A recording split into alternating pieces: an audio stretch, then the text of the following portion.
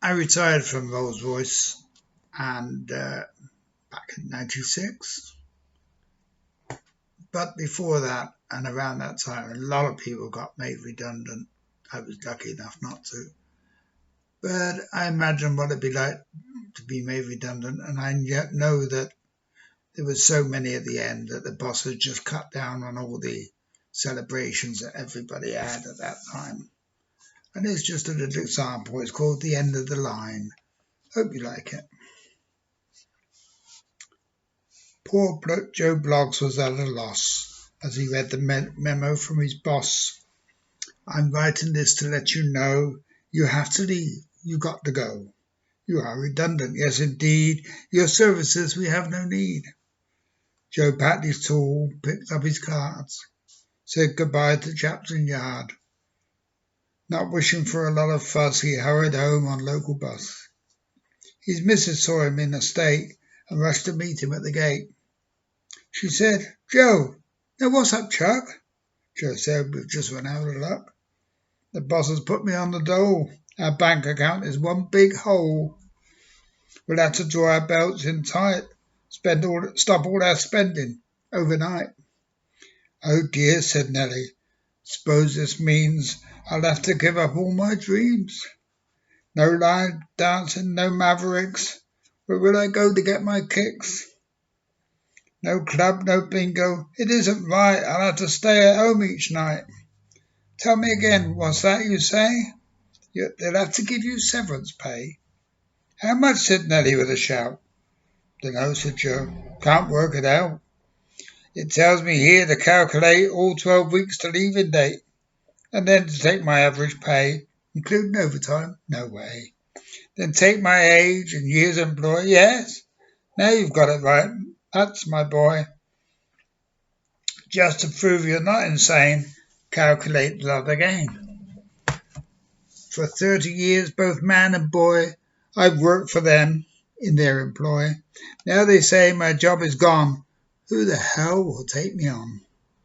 Severance pays about 15,000, but watch the bills eat that and how.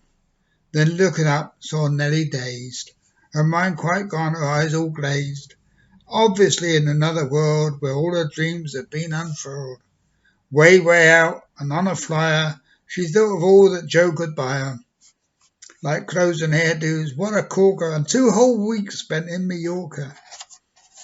Then feeling quite intoxicated, she asked Joe for the things as stated. Joe said, look now, it's fine for thee. You don't have to pay the bills like me. For 15 years I'll have to try to keep us both alive. The small amount we get from Dole will, from our savings, take their toll. The football pools I'll keep on sending. Perhaps we'll get a happy ending. Joe's friend, a union man named Mike, had tried to call an all-out strike. This got the bosses really vexed. They called him in and said, you're next. So just to keep the status quo, he said to Joe, you better go. Joe's other workmate, chap named Pete, organised a goodbye treat.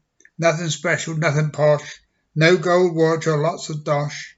'Cause loads and loads of folks are gone, and bosses said, it just ain't on. Keep it to a small affair. Few sausage rolls and chips at Crystal Square. No time off, for goodness sake, do it in the dinner break. Pete, now quite angry, told the boss, when Joe has gone, you'll feel the loss. He's good at work, he tries to please, and think of all that expertise. It's gone for good, it's out the door, yet no one seems to care no more. The youngsters only join this racket to laze around and make a packet. The boss said, hey, why get so sore? No one gives a damn no more. And as for Joe, he's out of luck.